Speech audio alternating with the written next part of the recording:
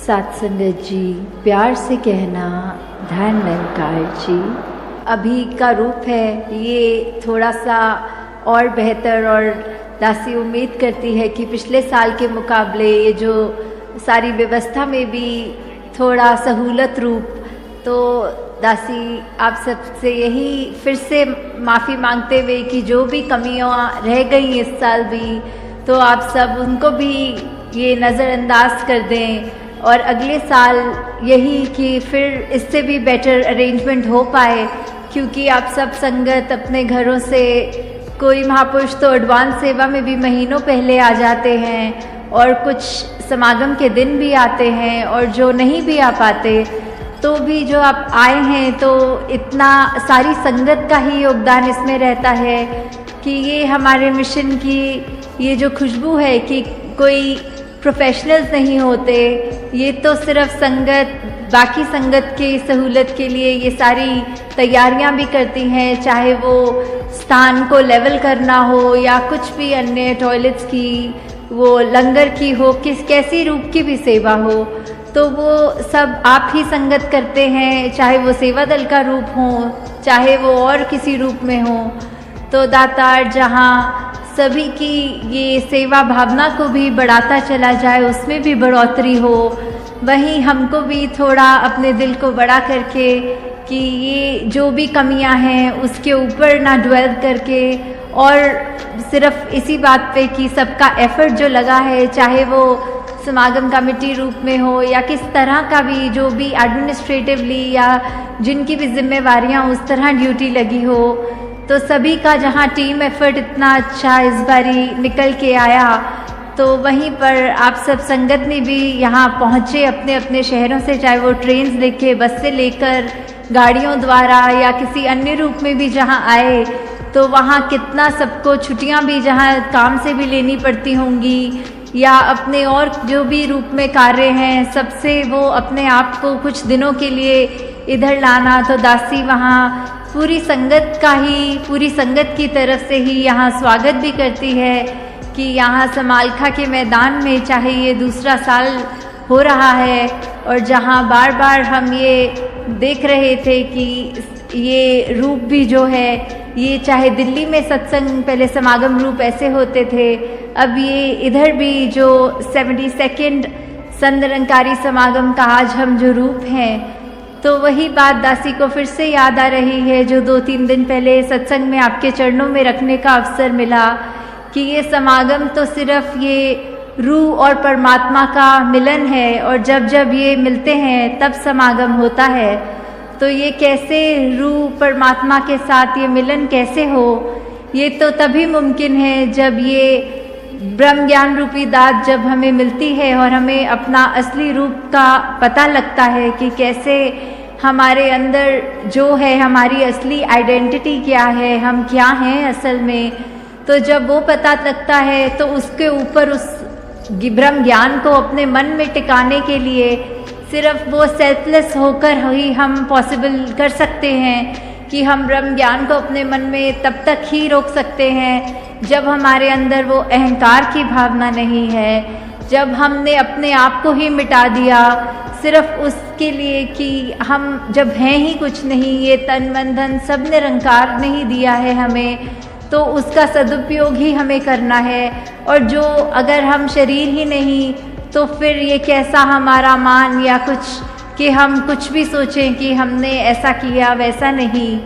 तो जब तक ऐसी भावना को मन में रखेंगे, तब तक हमारा निश्चित ही ये सेवा को भी सेवा रूप मानते हुए, सत्संग को भी सत्संग की तरह ही अटेंड करते हुए, और सिमरन भी हर पल करते रहें, और अपना जीवन ही ऐसा बना लें जैसे एक लगातार बचपन से या जब से ज्ञान मिला कह लें, तब से लेके अपने अंतिम मौके तक एक लगातार एक सत्संग ही हो रहा है, एक लगातार एक समागम ही हो रहा है।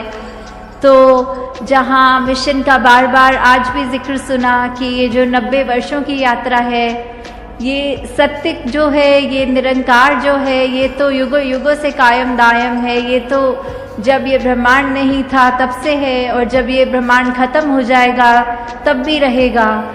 तो फिर ये आज ऐसा क्या है जो हम बार बार 90 वर्षों से दोहरा रहे हैं? जो संदेश, वो यही बात है कि अपनी असली पहचान कर लें। हम सिर्फ एक शरीर नहीं, ये जान लें।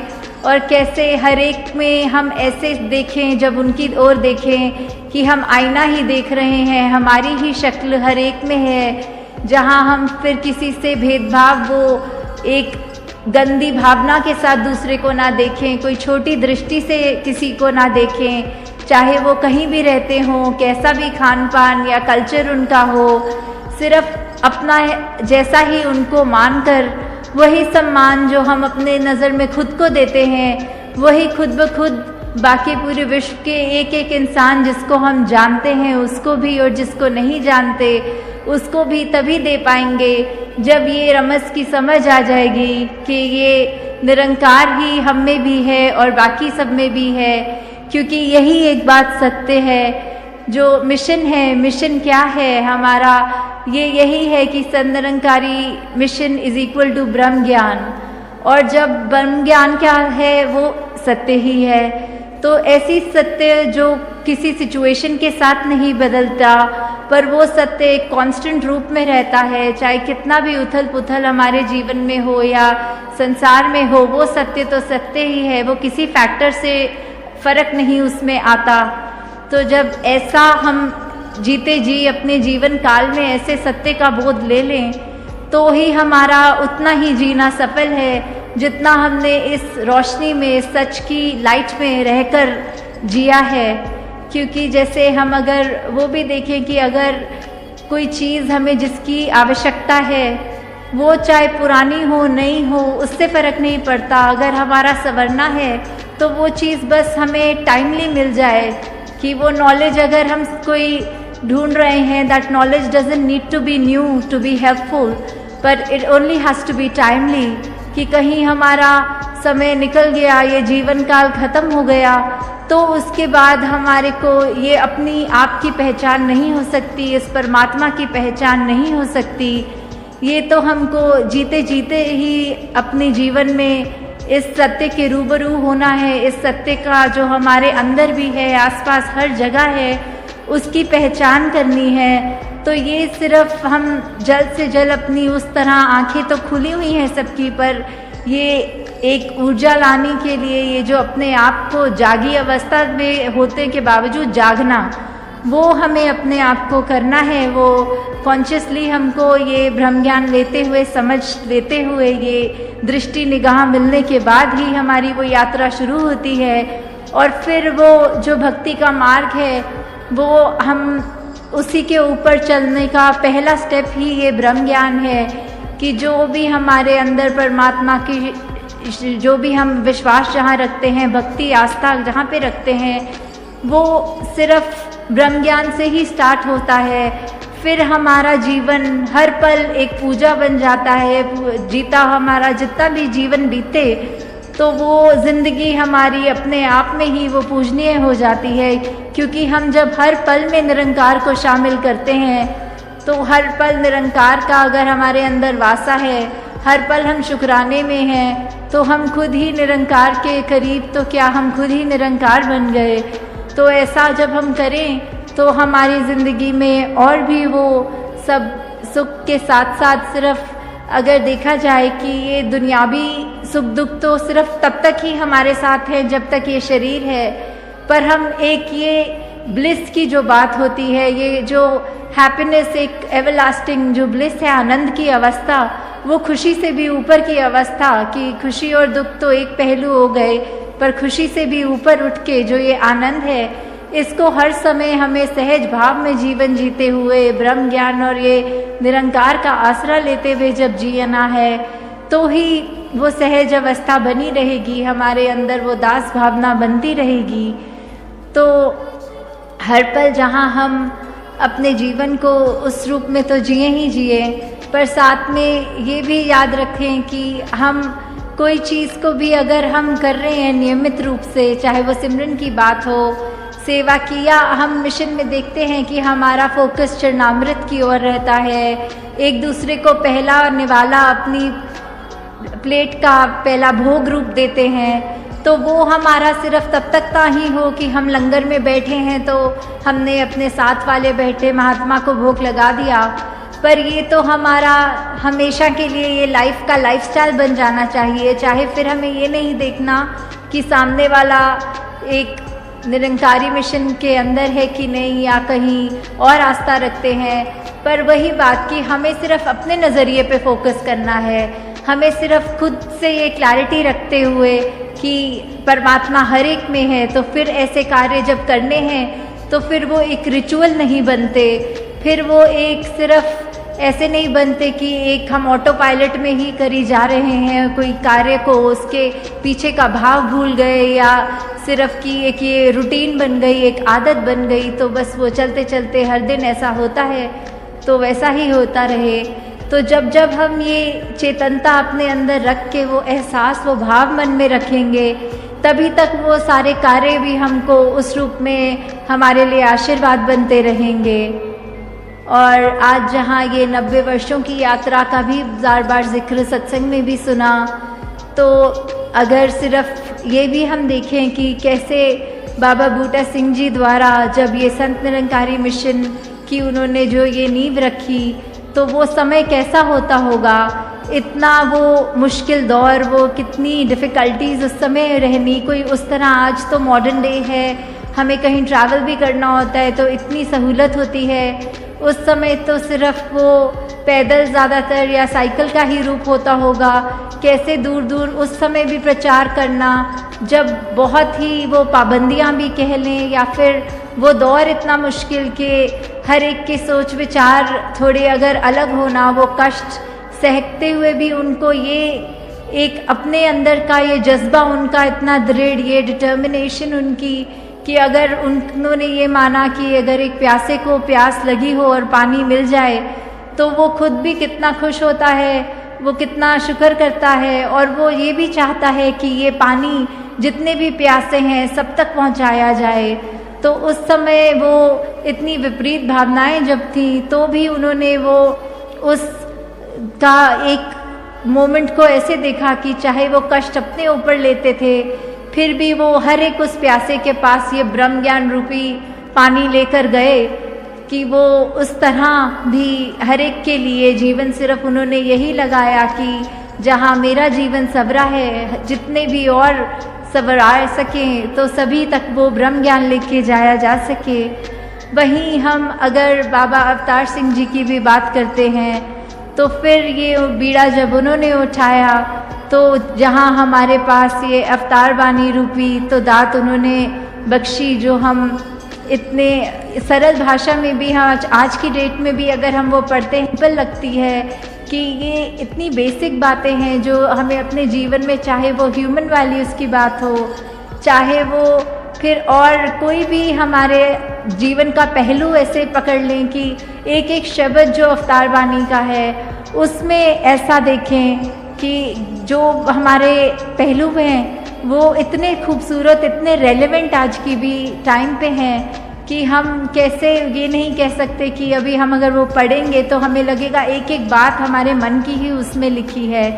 तो जहाँ उनकी इतनी बड़ी एक ये अवतार वाणी की तो दान रहा हमारे जीवन के अंदर, वहीं साथ में फिर उन्होंने एक और भी जो पहलू रखा कि आगे अगर वो माता बुद्धवंती जी के साथ भी अगर वो जीवन का उनका रहा तो उसमें भी एक दासी ये पुस्तक पढ़ रही थी जो बुद्धवंती जी के ऊपर है, तो दासी उसी का एक विचार का हिस्सा है उसमें। तो वो दासी आप सबके चरणों में रखना चाहेगी कि कैसे बुद्धवंती जी के पास जब आए एक महात्मा, एक बहन आई और कहा कि एक हमारा बच्चा थोड़ा सा ठीक नहीं है तो ये चरणामृत रूप मुझे बाबा जी का पिलाना है। तो माता जी ने उनको समझाते हुए जहाँ ये तो समझाया कि आपके घर में तो सभी ब्रह्मज्ञानी हैं, तो सिर्फ ये उसको अंधविश्वास की तरह ना लें कि सिर्फ बाबा जी का ही चरणामृत ठीक कर सकता है। नहीं, ये तो किसी भी शरीर जिसके अंदर ये ब्रह्म ज्ञान का वासा है, किसी भी शरीर का चरणामृत पिला दें तो वो आपके मन के भाव पूरे हो जाएंगे। उसके लिए इतना ये समय वेस्ट करके इतनी दूर भवन तक आने की ज़रूरत नहीं थी। और फिर उन्होंने जो बाबा अवतार सिंह जी के विचार उस बहन तक रखे, वो दासी पढ़ के सुनाना चाहेगी। जिनका गुरु पूरा होता है उनकी संत भी पूरे होते हैं। इसलिए मैं कहता हूँ कि मेरे पास आने की बजाय अपनी मांगे इन संतों से ही पूरी कर लीजिए। संसारिक पदार्थ चाहें या संसारिक दुख को दूर करना हो तो भी इन संतों के चरण धोकर पिए, सारे कार्य ठीक हो जाएंगे। तो कैसे उस समय भी चाहे बाबा अवतार सिंह जी खुद सद्गुरु रूप होके भी एक ये नहीं दिखाना चाह रहे थे कि वो खुद सद्गुरु हैं तो वो श्रेष्ठ हो गए। उन्होंने पूरी सत्संग के अंदर ये वो जो भाव डाला कि जो संगत है वही प्रधान है, वही महान है। तो उन्होंने अपनी वाली शक्तियाँ भी इस सत्संग के साथ साझी करी।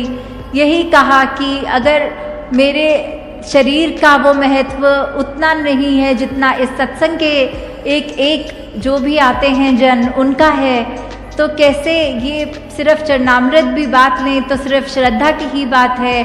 तो उस ब्रह्म ज्ञानी महात्मा का जब पिला लिया जाए तो भी कार्य उतना ही होना है जितना सद्गुरु के शरीर के चरणों का बना चरणामृत हो। तो जहाँ इतनी बड़ी शिक्षा हमें वहाँ इस घटना से भी मिल रही है।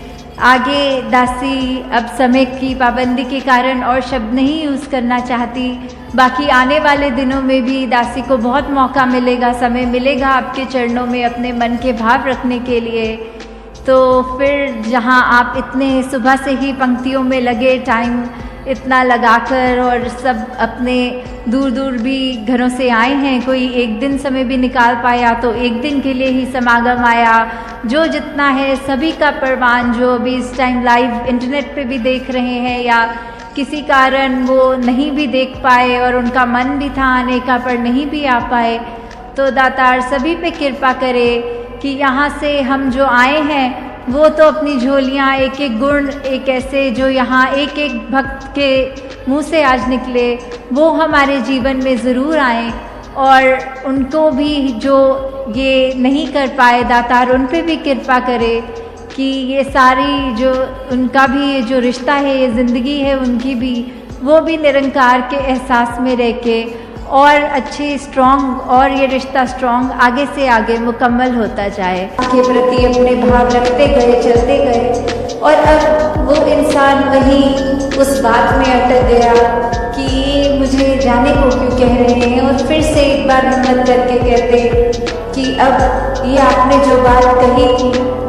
ये बात आपने मुझे क्या कहा था कि मैं चला जाऊँ, ये मूव ऑन करने की बात, और अब वो बुजुर्ग कहते हैं कि आप तो मेरी उस बात से भी अभी तक मूव ऑन नहीं हो पाए। तो ये कंपैरिजन्स, ये तुलना जीवन में अक्सर हर दिन ही कहीं ना कहीं दिमाग में आ जाती है। चाहे वो कंपैरिजन फिर एक अपने लाइफस्टाइल का हो कि हम किस तरह का जीवन जी रहे हैं, क्या क्या सुख साधन है हमारे पास, क्या वो सुख साधन हमारे पास जो है वो एक दूसरों से बेहतर हैं कि नहीं है, क्या ये सारी चीज़ें जो एक जीवन में कामकाज करते पैसे एक संभालते हुए, खरीदते हुए चीज़ों को एक घर बार एक माया रूप इकट्ठा कर बैठे हैं, क्या ये इसकी प्रशंसा की जा रही है औरों द्वारा, या फिर क्या कोई एक चीज़ दूसरे से बेहतर है, तब तक तो ये सुखदाई महसूस हो रहा है मन को।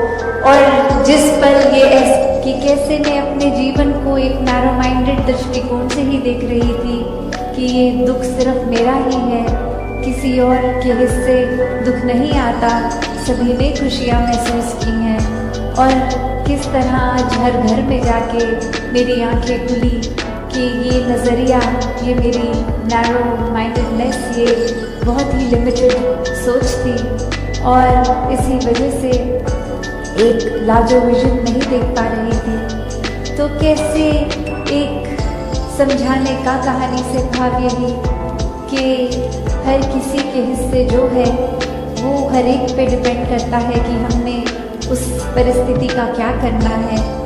एक हर एक के पास एक जैसी चीज़ आई है अगर, तो जो समय जीवन का मिला है, ये श्वासें मिली हैं, इसको एक प्यार के साथ काटनी है, एक सहज हो के स्थिर मन के साथ रहना है, या फिर एक बेचैनी में ही जीवन काट देना है, एक नफरतों में उलझनों में रहकर ही एक खुद के ऊपर और ऐसे बंधन बांध लेने हैं कि फिर खुल के सांस भी नहीं आ पाई। फिर तो एक दिल से दूसरे दिल तक ये रास्ता भी नहीं। एक खुद को दीवारों में इतना बांध लिया कि हर कोई फिर ऐसा दिखता है कि ये इंसान से प्यार नहीं हो सकता, इस इंसान के प्रति हम कुछ ऐसा महसूस नहीं कर सकते, ये इंसान तो सिर्फ एक कमियों का भरा हुआ है। तो बात वही जो हमेशा हमें से संतों ने समझाई कि कमियां अगर देखनी ही हैं तो खुद में देखो, खुद को संवारो। और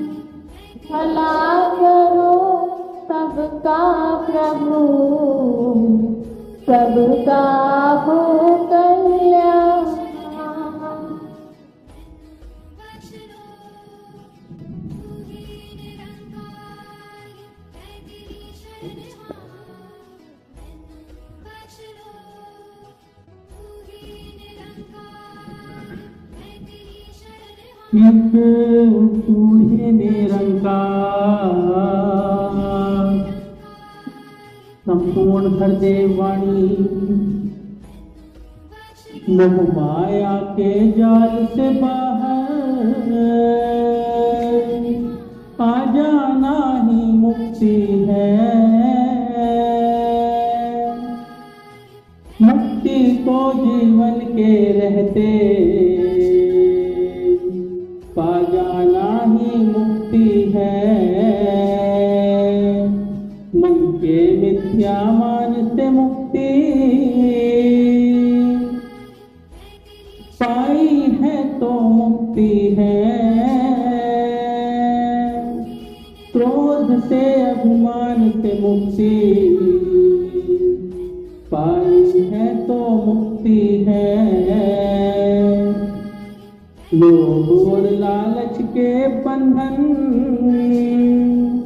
टूट गए तो मुक्ति है।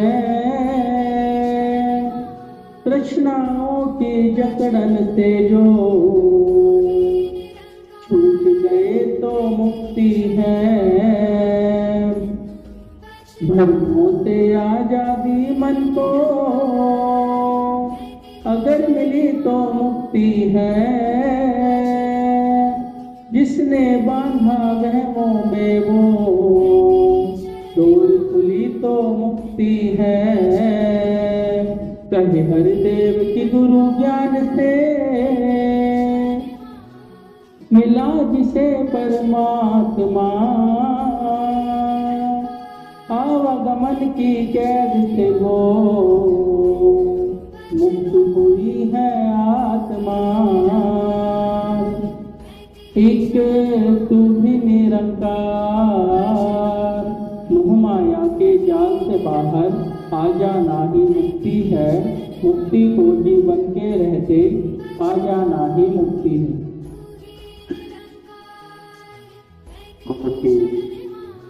आदि नवाजी सत्संगत प्यार से कहना, सत्संगत हम सभी जानते हैं कि आज ये मुक्ति पर्व और इसके साथ साथ सत्संगत पूरे देश में एक आजादी का जश्न सत्संगत मनाया जा रहा है। सत्संगत वहां भी हमें एक गुलामी से आजादी मिली। सत्संगत न जाने कितने ऐसे स्वतंत्रता सेनानी जिन्होंने अपने देश के लिए सत्संगत न जाने कितने कितने बलिदान, कितने कितने त्याग, कितनी कितनी यातनाएं सही, और तब जाकर के सत्संगत हमें ये आजादी मनाने का सत्संगत ये मौका मिला। सत्संगत इसी तरह से मिशन में भी न जाने सत्संगत कितने ऐसे ऐसे कर्मयोगी महात्मा जिन्होंने अपने जीवन को सत्संगत सद्गुरु के चरणों में समर्पण कर दिया, सत्संगत पूरा जीवन लगा दिया। सत्संगत समय के रहते हुए न जाने कितनी यातनाएं सही। सत्संगत अभी महात्मा बता करके दी गए हैं कि पहले समय में सत्संगत इतने सुख और साधन नहीं हुआ करते थे, लेकिन बगैर साधनों के भी सत्संगत उन महात्माओं ने जो गुरु का संदेश है सत्संगत वो जन जन तक पहुंचाने का प्रयास किया। उन्होंने सत्संगत परवाह नहीं की किसी साधन की। सत्संगत बात पढ़ भी रहा था, डॉक्टर अमर सिंह जी जिन्होंने सत्संगत एक बार रावलपिंडी सत्संगत जो आज के समय में पंजाब में एक स्टेशन हुआ करता था, सत्संगत शाम को वहां उतरना हुआ और सत्संगत उतरने के बाद बाबा जी के दर्शनों की अभिलाषा थी, लेकिन सत्संगत कोई साधन नहीं मिला। वे इंतजार करते रहे किसी साधन का। बरसात का मौसम था। सत्संगत वो बारिश में भीगते हुए जब सत्संगत सहनसा बाबा अवतार सिंह जी के पास पहुंचे तो सत्संगत जाते ही सतगुरु ने अपने गुरसिख को गले से लगा लिया। और सत्संगत जहां जिक्र आता है जगत माता बुद्धवंती जी का, जिनके आज त्याग की सत्संगत हम जिक्र कर रहे हैं, उनके जीवन से न जाने सत्संगत कितनी कितनी शिक्षाएं, कितनी कितनी प्रेरणाएं सत्संगत मिली। सत्संगत जगत माता बुद्धवंती जी ने उन महात्मा के वस्त्रों को सत्संगत उतरवा करके उनको सूखे वस्त्र दिए और सत्संगत रात में ही उनको सत्संगत सफाई की गई वस्त्रों की। और सुबह वो वस्त्र सत्संगत उन महात्माओं को नहाने से पहले सत्संगत उनको पेश कर दिए गए। और सत्संगत कई बार हम भी जब सेवा करते हैं तो संकोच करते हैं। सत्संगत गुरु जब संकोच नहीं कर रहा और हमारे मन में कहीं संकोच आ जाता है तो सत्संगत फिर वो भक्ति का साधन नहीं होती, वो भक्ति दिखावे का साधन होती है। मैं दिखावे के लिए सब कुछ कर रहा होता हूं, लेकिन मुक्ति के लिए सत्संगत जीवन में त्याग जरूरी है, जीवन में समर्पण जरूरी है। अगर जीवन में रत्ती भर भी अहम अगर गुरसिंह के जीवन में आ जाता है तो बरसों बरस की कमाई गई पूंजी जो पूरा जीवन सत्संगत गुरसिंह सेवा करता है और उसके बाद कहीं जीवन में रत्ती भर भी अहम अगर जीवन में आ जाता है तो वो मुक्ति का पात्र नहीं बनता। और लेकिन सत्संगत यहां हृदय वाणी में बताया गया है कि जीते जी मुक्ति। सत्संगत कबीरदास जी ने भी कहा है, मैं ना मरू मरियो संसारा, मोहे मिलियो जीवावन हारा। सत्संगत वो कौन सा जीवावन हारा है जो मुझे मिला है और जिसको मिलने के बाद सत्संगत उन्होंने ऐलान कर दिया कि मैं ना मरूं। मैं सत्संगत ये शरीर नहीं है, शरीर तो मरता है। न जाने सत्संगत हमने कितनी बार जन्म लिया, कितनी बार मृत्यु हुई, किसी को नहीं पता है। लेकिन ये आत्मा कभी जन्मती और मरती नहीं है। सत्संगत सदगुरु की कृपा से जब ये निराकार स्वरूप को जान लेती है तो सत्संगत इसके साथ मिल जाती है, इकमिक हो जाती है। और जब ये इकमिक हो जाती है तो भेदभाव सत्संगत सारे समाप्त हो जाते हैं। यहां भी बताया गया है जी, मन के मिथ्या मान से मुक्ति पाई है तो मुक्ति है, क्रोध से अभिमान से मुक्ति पाई है तो मुक्ति है। सत्संगत मन के मिथ्या यानी कि झूठा मान, मिथ्या कहते हैं झूठे को। अगर मिथ्या मान से मुक्ति पाई है तो सत्संगत मुक्ति है। अगर सत्संगत यहां लिखा है कि अगर क्रोध से मुक्ति पाई है,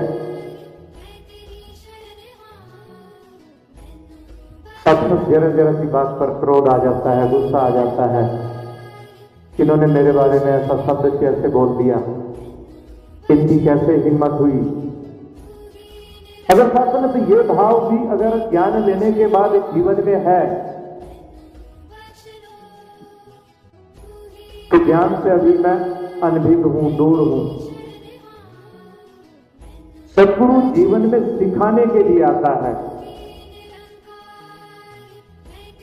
सदगुरु सत्संगत आज भी कर्म करके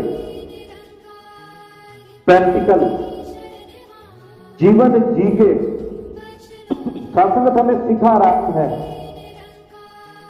कि हमने इस मार्ग पर चलना है। अभी महात्मा जिक्र कर रहे थे सहनसा वाला मिशन। सत्संगत कहते भी हैं, एक ने कही दूजे ने मानी, नानक कहे दोनों ब्रह्म ज्ञानी। क्योंकि सत्संगत ये मानने का मिशन है, ये दुष्टा चीनी करने का मिशन नहीं है। सत्संगत यहां कहीं अपनी बुद्धि लगाने का मिशन नहीं है। जो आदेश सत्संगत गुरु का आता है उस आदेश को सत्संगत गुरसिंह हूबहू मान लेता है और आदेश को मान करके सत्संगत हर पल शुक्राना करता है। अगर जीवन में शुक्राने का भाव है तो साथ संगत जीवन में आनंद है। अगर शुक्राने का भाव नहीं है तो कहां साथ संगत जीते जी दिखती है। कहीं गिले हैं, कहीं शिकवे हैं, कहीं शिकायतें हैं। साथ संगत फिर ये जीवन जीवन नहीं है। साथ संगत जीवन वो है, कहते हैं कि श्वास श्वास सिमरो गोविंद, मन अंतर की उतरे चिंत। अगर मैं एक एक श्वास, हम जितने यहां बैठे हैं श्वास लेते हैं ना,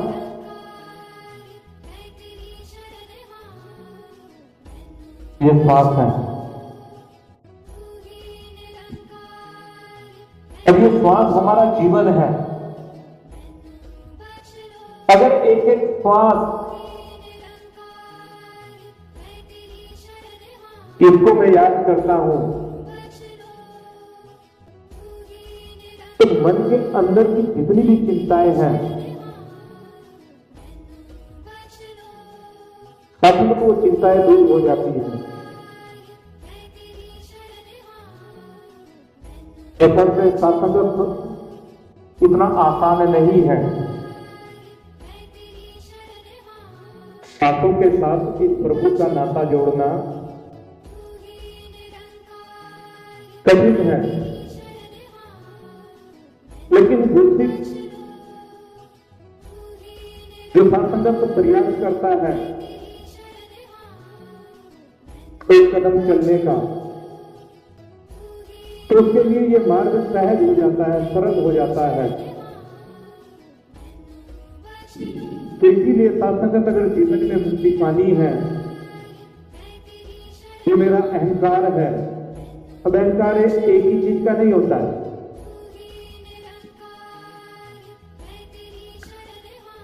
कि मैं सुंदर हूं तो सुंदरता का अहंकार,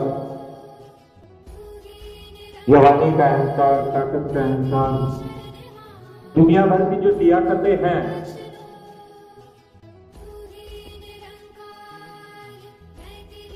उनका अहंकार। सच में बहुत सारे अहंकार है जीवन में। धन दौलत का अहंकार, मेरे पास धन है, कोठी है, बंगला है, कार है।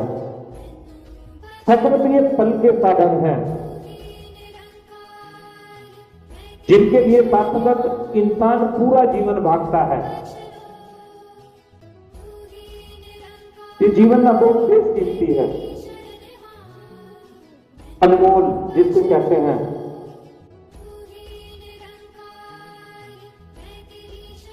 एक एक पल जो गुजर रहा है ना, शाश्वत कहीं ना कहीं वो हमारा लॉस हो रहा है, हानि हो रही है। क्योंकि ये जीवन मिला था।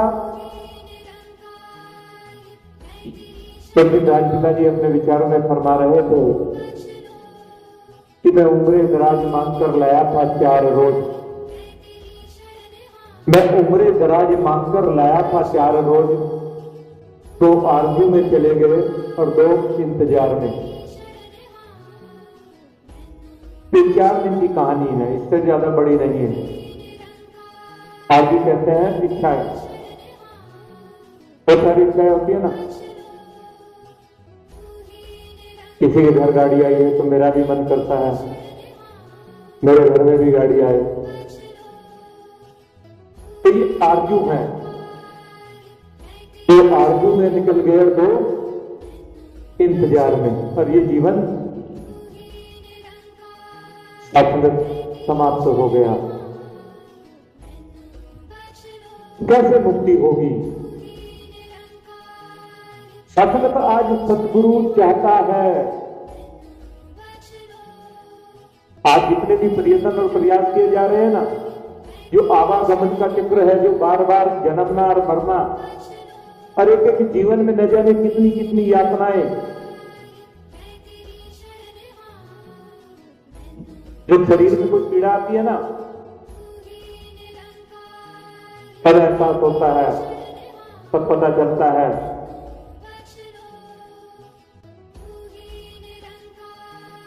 तब क्या करता है इंसान, पल पल इसको सिमरता है।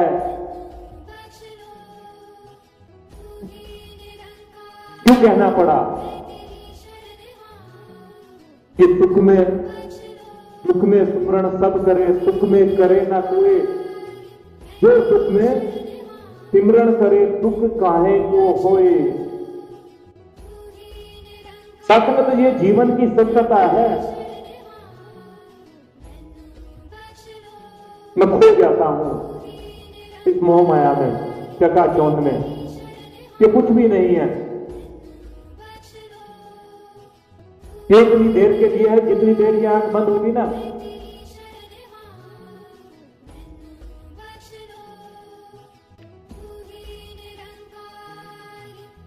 तो साथ संगत क्यों ना मैं समय के रहते हुए जीते जी संगति शरीर से मुक्ति पा लूं। दुनिया तो कहती है कि मरने के बाद मुक्ति मिलती है, शरीर मरता है, आत्मा नहीं मरती। मरने के बाद कोई मुक्ति नहीं है, जीते जी और तब पाई जा सकती है जब मैं इस ब्रह्म ज्ञान को, इस निराकार को, ईश्वर को, इसके दर्शन करके, इसका दीदार करके इसको अपने जीवन में बसा दूं। बड़ा मुश्किल है इसको जीवन में बसाना। आगे क्या फरमाया जी? लोभ और लालच के बंधन टूट गए तो मुक्ति है, तृष्णाओं की जकड़न से जो छूट गए तो मुक्ति है। असंगत लोभ और लालच के बंधन। कोई है व्यक्ति ऐसा जो यहां बैठा हो जिसको लोभ और लालच ना हो?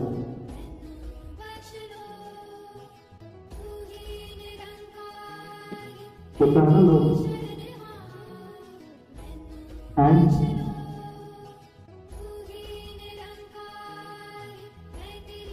मैं अपने बच्चे से अगर कोई अपेक्षा करता हूं ना, ये भी लोग हैं।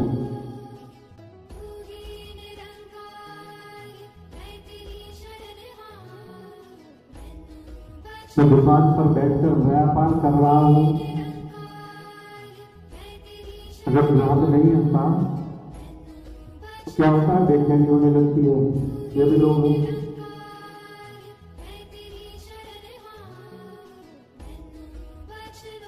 लोभ और लालच के बंधन टूट गए तो,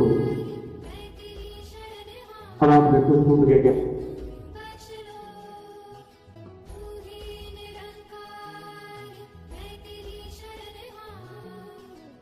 साधक ये अगर स्वयं कृपा करे, इंसान के हाथ में कुछ भी नहीं है, अगर ये स्वयं कृपा करे तभी इन लालचों से, इन बंधनों से छुटकारा मिल सकता है, तभी मुक्ति हो सकती है। और ये कृपा कर रहा है, ऐसा नहीं है ये कृपा नहीं कर रहा, लेकिन इस कृपा को साथ हमें समेटना नहीं आया अपनी झोली में।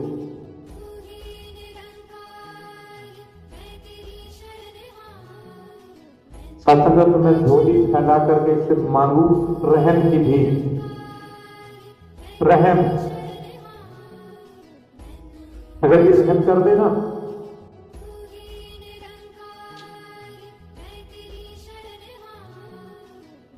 तो जबरदस्ती नहीं है,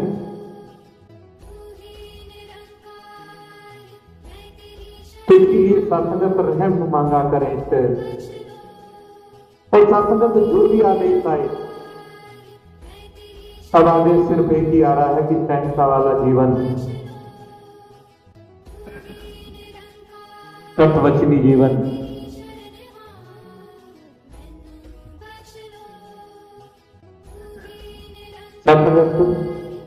कितने हैं हम सहज में स्वीकार कर लेते हैं, स्वीकार तो कर लेते हैं कई बार, कोई बात नहीं, हमारा अधिकारी है, इससे काम, उसके सामने कभी मना नहीं करते। लेकिन जो मन होता है ना, मन,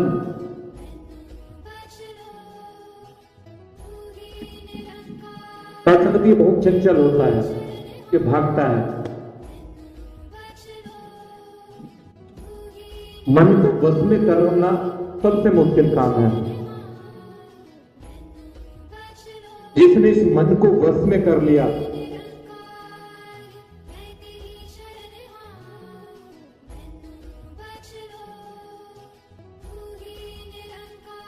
तो साथ संगत फिर ये जीवन आसान हो जाता है। आगे क्या बताया है जी? भ्रमों से आजादी मन को अगर मिली तो मुक्ति है, जिसने बांधा वहमों में वो तोड़ खुली तो मुक्ति है। धर्मों से सत्संग, बहुत सारे धर्मों में हमको जीवन में मुश्किल आती है ना, सब क्या आती है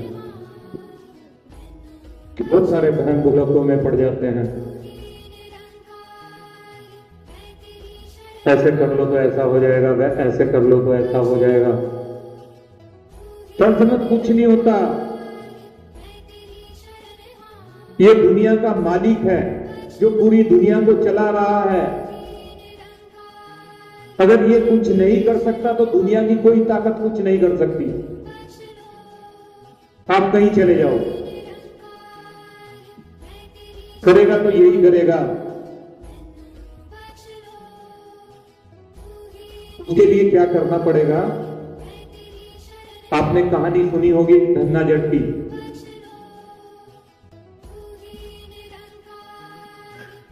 सत्संगत, वो बच्चा था तो मंदिर में गया,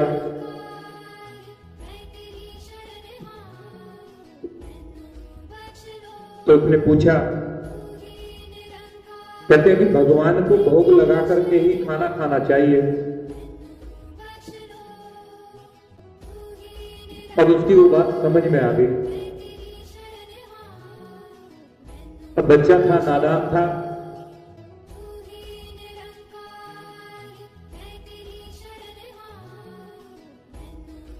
सत्संगत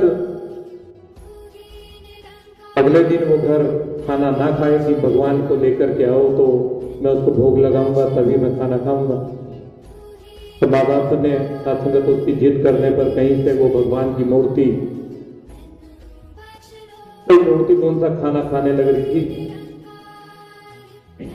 अब हम सब करते हैं कि पहले मूर्ति को भोग लगाते हैं, उसके बाद प्रसाद ग्रहण करते हैं ना, पहले बहुत सारी करती है। ये हकीकत है। सचमुच कभी मिट्टी की मूर्ति आपके प्रसाद को ग्रहण कर सकती है?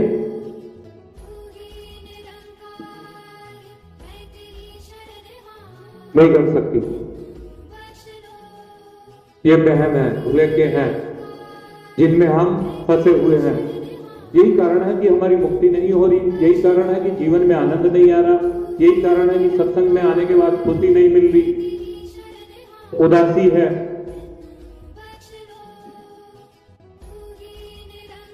क्योंकि मेरे अंदर की जो कमियां है ना, सत्संग में उजागर नहीं करना चाहता कि मेरी कमी है।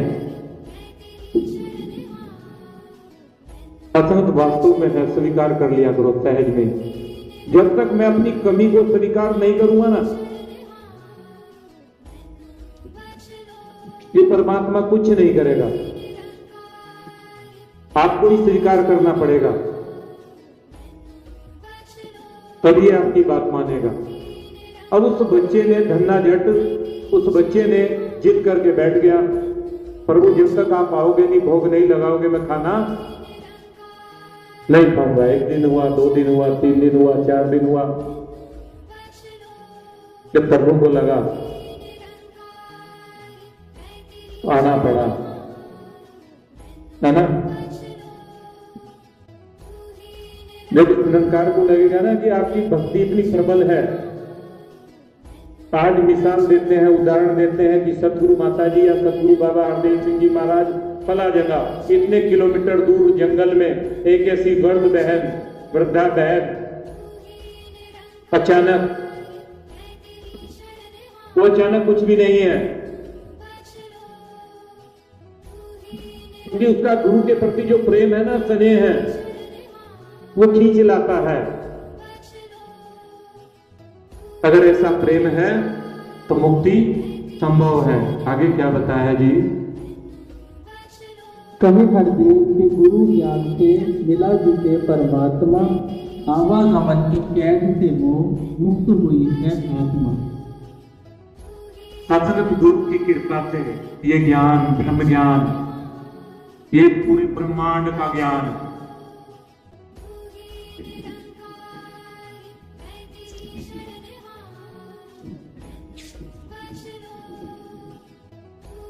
हमें अपने घर का ज्ञान नहीं होता, घर में क्या चल रहा होता है, या ब्रह्म की, ब्रह्मांड के ज्ञान की बात कही गई है। जब ये ब्रह्म ज्ञान गुरु की कृपा से जीवन में आता है ना, मेरे जितने रोम हैं, बॉडी में कितने रोम हैं? अरबों, ये खिल उठते हैं।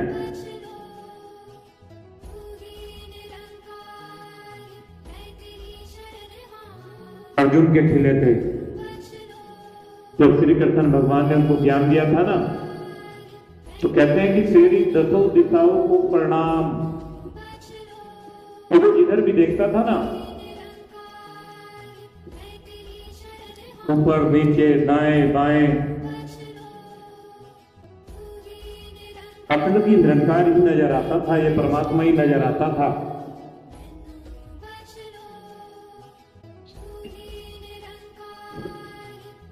अगर ये परमात्मा मुझे भी नजर आ रहा है, होता क्या है, मैं बैठा हूं ना, बराबर में कोई महात्मा बैठा है, अगर हाथ में लग गया ना जरा सा, कहते सीधे नहीं बैठा जाता।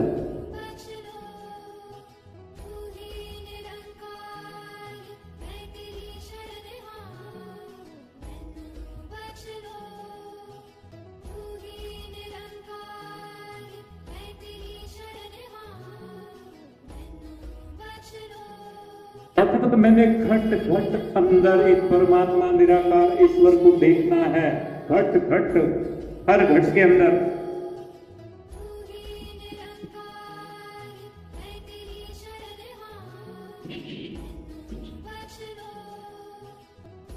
जीवन में फिर आनंद है। अगर सात्संगत हर घट के अंदर ये नजर नहीं आता तो मुक्ति संभव नहीं है। तो ये गुरु की कृपा से सात्संगत ज्ञान मिलता है, ये परमात्मा का दीदार होता है, दर्शन होता है, तभी मैं महात्माओं के चरणों को स्पर्श करता हूँ। और हमेशा हर गुरसिक से यही अरदास करता हूँ, प्रार्थना करता हूँ कि सदगुरु कृपा करना, दया करना। अगर ये जीवन दिया है ना, इसकी संभाल भी करना। ये तन दिया है, इसकी संभाल भी करना। ये मन दिया है, इसकी संभाल भी करना। सात्संगत पल पल इससे अरदास करे, प्रार्थना करे, तो सात्संगत तभी ये मुक्ति संभव है। नहीं तो 84 लाख योनियां, सात्संगत बरसों बरस की कहानी है, तो यही घूम करके आ जाना है। तो इसलिए गुरु चाहता है कि आप गुरु की बात को सहज में स्वीकार कर लें, हर गुरसिक का आदर सत्कार करें, किसी का भी सात्संगत निरादर ना हो, खुले से भी ना हो। यही अरदास प्रार्थना है। अरदास अपने लिए भी अरदास करता है, क्योंकि आप जितने भी यहाँ गुरसिक महात्मा बैठे हैं, सात्संगत आपकी दृष्टि की आदत आप पर पड़ रही है। पर आपकी जो दृष्टि है ना, सात्संगत वो गुरु की दृष्टि है। तो बात को यकीन है कि गुरु की दृष्टि जब जहां भी पड़ती है ना, सात्संगत उसको निखार देती है। सात्संगत आपको जीवन में कुछ नहीं चाहिए, सिर्फ आपके चरणों का संग और आपके चरणों की सेवा। यही अरदास प्रार्थना है। प्यार से कहना, धन्यवाद।